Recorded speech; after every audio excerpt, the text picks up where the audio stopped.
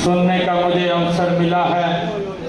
मैं कलाल माजरा के सभी मातृशक्ति, सभी मेरे बुजुर्ग युवा साथियों का बहुत बहुत धन्यवाद करता हूँ। आप सबको राम राम करता हूँ। आज ये मेरा परम सौभाग्य है कि आज मन की बात ये बूथ नंबर 195 पर मुझे सुनने का अवसर मिला है। और आज गांव में नगर खेड़ा का भंडारा भी है। मैं नगर खेड़ा को भी आज प्रणाम करता हूं। आप सबको बहुत बहुत बधाई देता हूं, शुभकामनाएं देता हूं। मित्रों, देश के यशस्वी प्रधानमंत्री हर महीने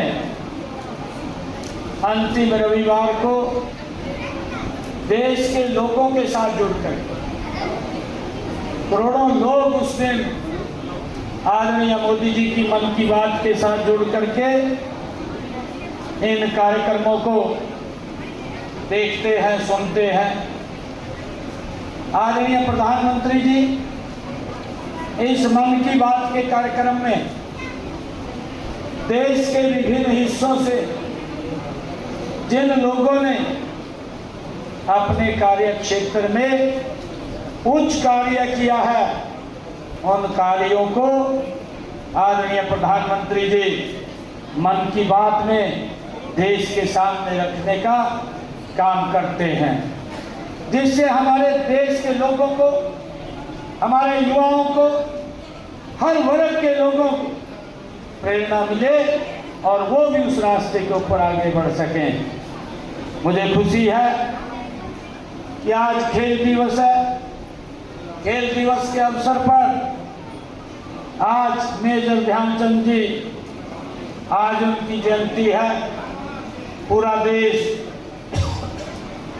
मेजर ध्यानचंद जी की जयंती को खेल दिवस के रूप में मना रहा है, क्योंकि मेजर ध्यानचंद जी जिन्होंने 3 गोल्ड मेडल वो जीतने का काम 1933 के करीब उन्होंने किया था। और उसके बाद हम देख रहे हैं मेजर ध्यानचंद जी उनको राष्ट्रीय खेल दिवस के रूप में उनके जन्मदिन को मनाते हैं। मैं आप सबको, सभी युवा साथियों को उनके जन्मदिन की बहुत बहुत बधाई और शुभकामनाएं देता हूं। आज हमने कुरुक्षेत्र में एक खेल का पूरे प्रदेश के अंदर साइक्लोथॉन यात्राएं आज निकाली हैं।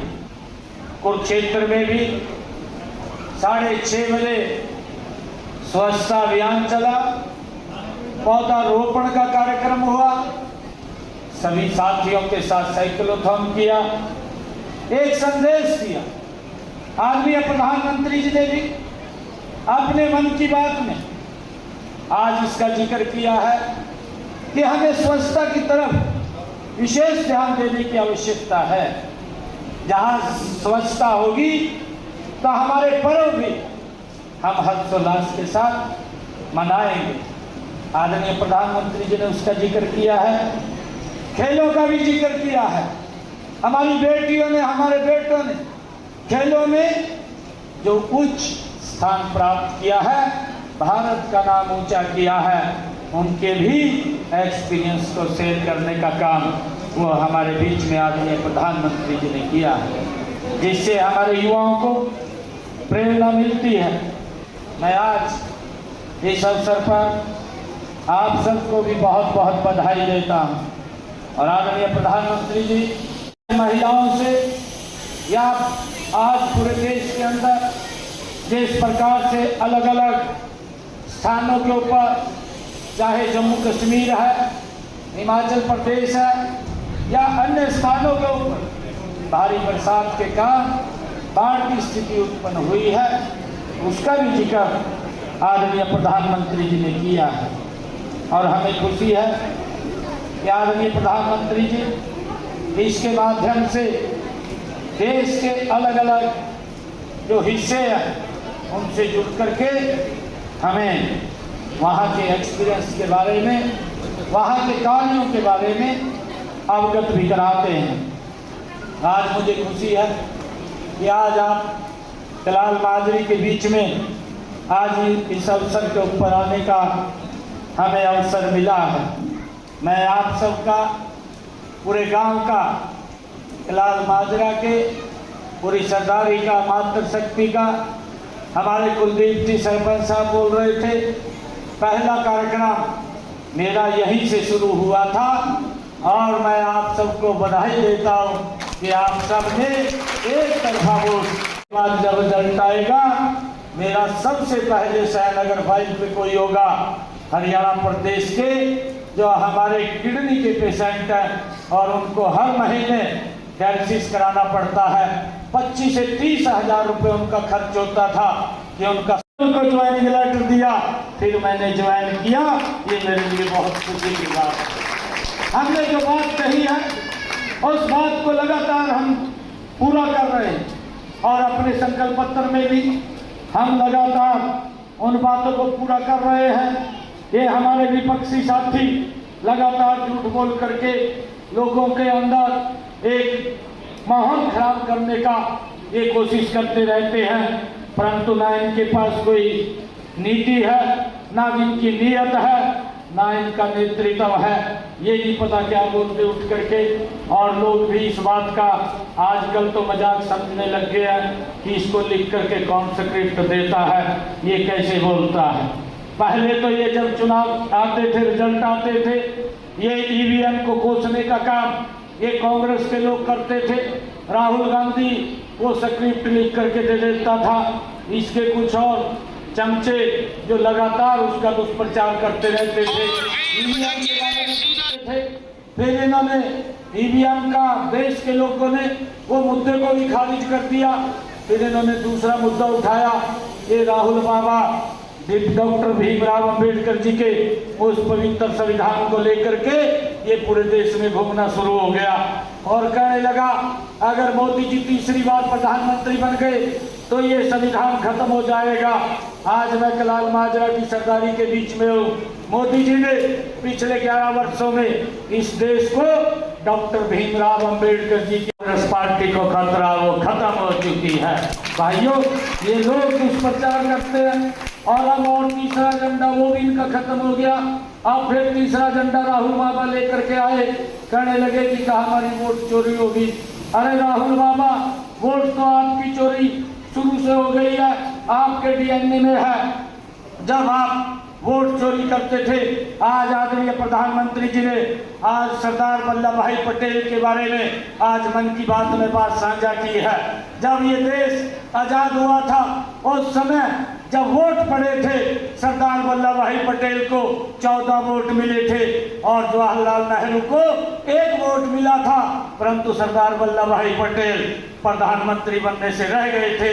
1 वोट वाला प्रधानमंत्री बन गया था। ये तो कांग्रेस के डीएनए के अंदर है, वोट को चोरी करना। भारतीय जनता पार्टी या नरेंद्र मोदी जी की सोच नहीं है। नरेंद्र मोदी जी को वोट को एक ट्रांसपेरेंसी तरीके से वोटिंग मशीन के माध्यम से भाइयों लोगों का जनमत है, उस जनमत के साथ आगे बढ़ाते हैं।